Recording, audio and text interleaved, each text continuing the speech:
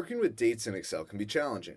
In this video, we'll walk through how Excel stores date values and how to use the date format. How do dates work in Excel? If I type 1 and convert this to a date format, which you can really easily do with Control-Shift-3, it will return January 1st, 1900. If I type 2 and convert this to a date format, it will give me January 2nd, 1900. If I grab February 16th, 2018 and paste this in as a value, it will give me 43,147. Excel stores dates as the number of days since January 1st, 1900, but uses a custom number format to show it in an easily understandable way. If I converted this entire hire date column to a number, it would simply show me the serial number that is hiding behind Excel's date format. Again, I can switch between those with Control-Shift-3 for date, Control-Shift-1 for number. Helpful to understand how Excel works with dates so we can work with the date formula. If I wanted to pull this date apart,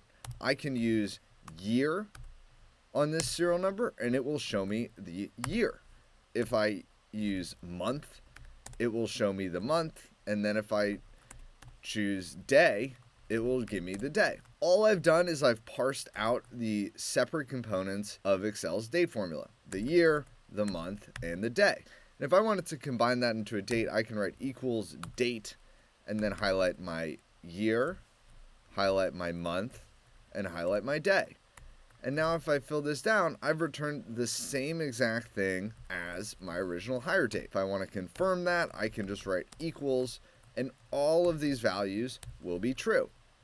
Because we've pulled out our year, our month, and our day, and then simply recombined it using the date formula.